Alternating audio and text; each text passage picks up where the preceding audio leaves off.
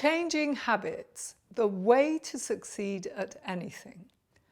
Over on my personal blog this week, I've explained how the approach I used to give up smoking can be applied to any area of life in order to create success habits. It's, in my view, the only way to succeed. For example, after years of struggling to give up smoking, what finally worked for me was to shift my thinking. You see, when you decide to give up smoking, your brain perceives the situation as if someone has locked you up and thrown the keys away. You feel imprisoned and deprived of cigarettes. As such, you're powerless. It feels as if you have no choice over the decision. So you feel sorry for yourself. You're never again going to be able to enjoy a cigarette. What if, instead of feeling deprived of cigarettes, we perceive the decision to give up smoking as a choice we make?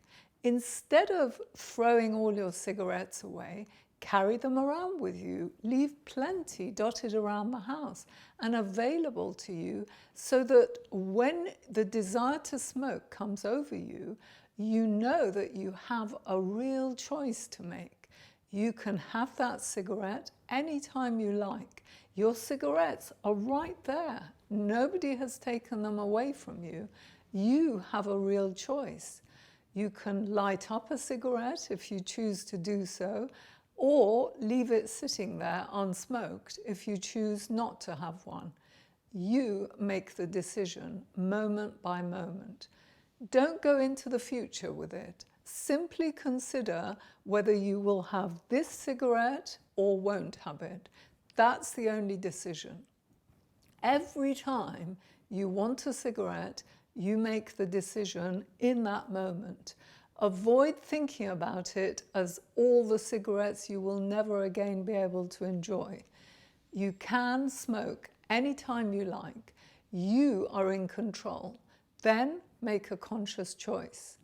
Right now, you may choose to not have a cigarette. However, you may well choose to have one next time the desire to smoke comes over you. You make the decision fully conscious that there are consequences to your choice. You see, most addicts are unlikely to have one cigarette only. So at that moment, when you make the decision to have a cigarette or not to have one, you know that the choice is about more than that single cigarette. If you choose to smoke that cigarette knowing full well that you're choosing all the cigarettes that will inevitably follow, then, fine, go ahead. See them as a field of cigarettes that you're signing up to. You know you won't stop at just one cigarette. So that momentary choice will lead you back to your smoking habits. On the other hand, you can choose the benefits that you want for yourself, those that will come from making the decision to not smoke this cigarette. Saying no to this one cigarette means saying yes to all those benefits which you know you will derive from not exercising your choice to smoke this one cigarette.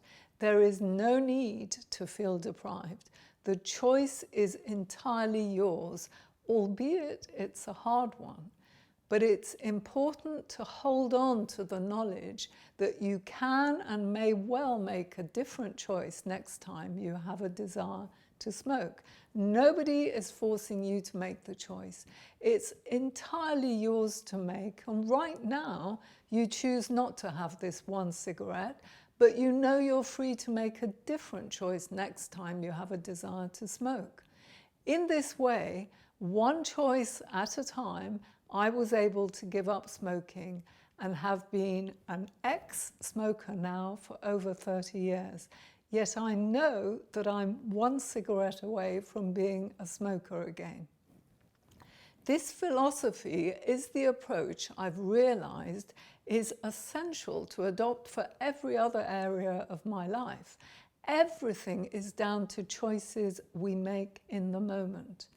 I've been trying to shed 5 to 6 kilos, about a stone in weight, for several years now, but I've not achieved it. So I decided to take a long, hard look to understand why I'm not managing to do something I say I'm going to do.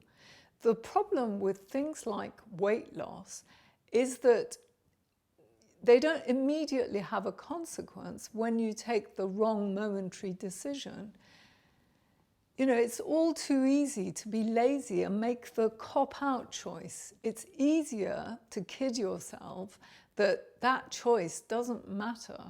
It's just this one decision, after all, to have a glass or two of wine, or to stay in bed instead of getting up and doing that exercise session, or to eat that fried food dish. Whatever represents the cigarette, the thing we have decided to stop doing in order to reap the benefits that we want in our lives, that's the cop-out choice.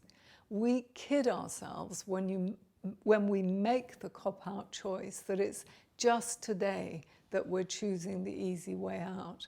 But these small exceptions lead to your failure long-term to achieve what you want. The short-term cop-out decisions we make along the way mean that as time passes by, we see that we have not had the results we were hoping for.